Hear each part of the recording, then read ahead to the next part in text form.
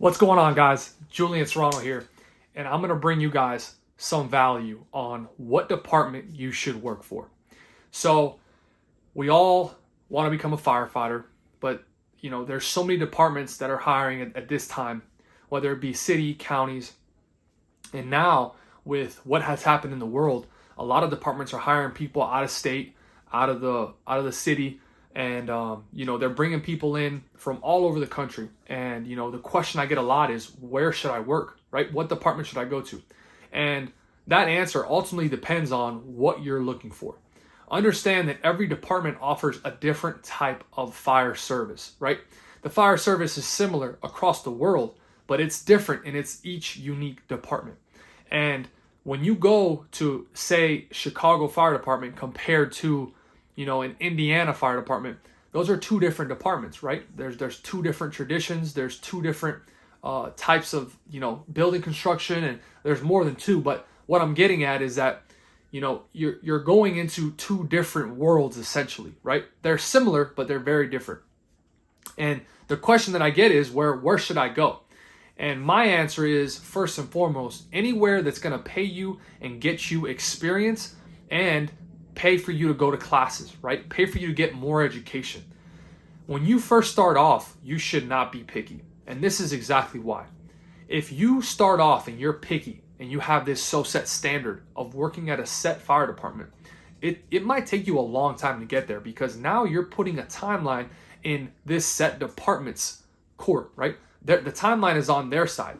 And believe it or not, when you get hired with that department, you are going to be so green that you wish you would have had some experience with another department that maybe wasn't so big, that maybe didn't pay as much, that maybe didn't have as many resources, that maybe was, a newer department, right? They're just coming up, they're still building, they're still developing. And there's a lot to say about starting somewhere that isn't the best in pay, doesn't have the most resources, doesn't have a strong union, doesn't have a lot of things, right?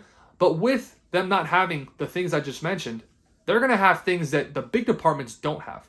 And personally, coming from a different department, I have to say that I gained so much experience and I gained so much knowledge and wisdom and insight from a department that didn't pay the best, that didn't have the resources that most departments have. And I'm so grateful for that. So the lesson here is, sometimes more is less and sometimes less is more.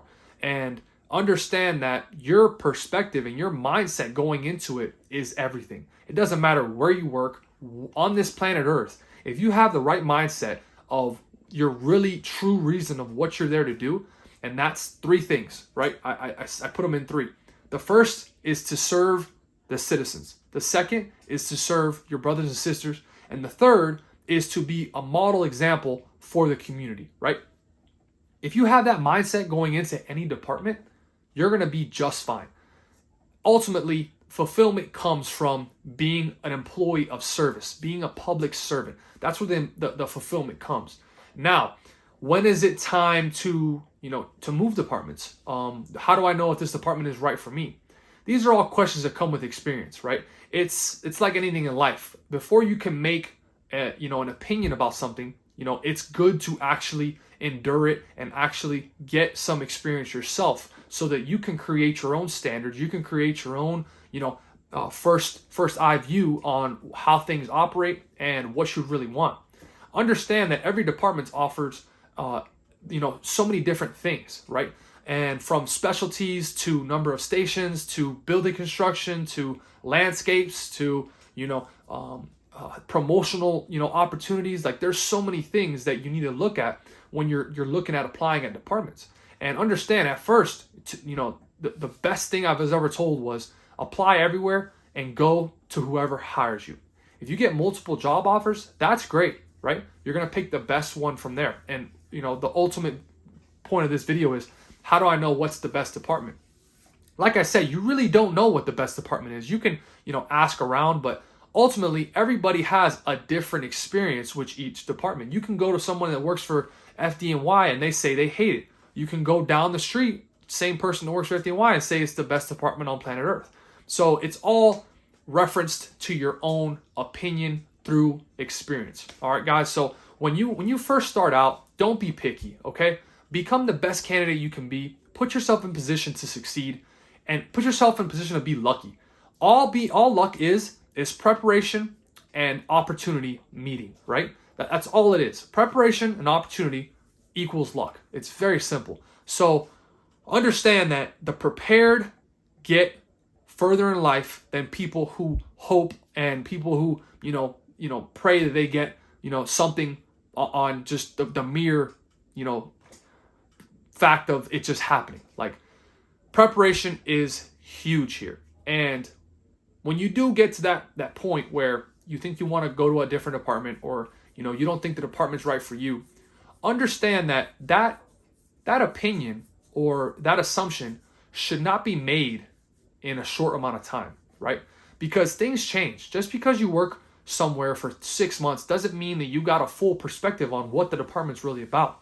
Departments are so big, there's so many different dynamics, so many different shifts, so many different crews, that really the people you work with make the job, right? The department is just a department, but the people you work with day in and day out are what's going to, create your experience. It's what's going to create your opinion and your viewpoint of, do you like this place? Do you not like this place?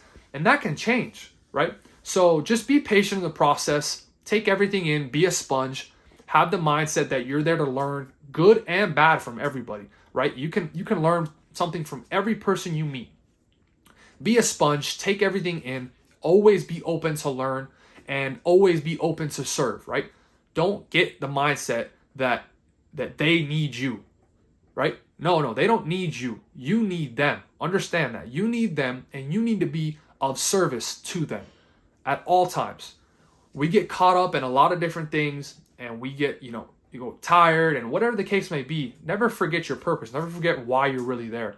And never forget you want to be a firefighter. So when you say, I want to be a firefighter, you cannot be picky, and you cannot be a person that's like, I don't want to work at this department. I want to work for this department.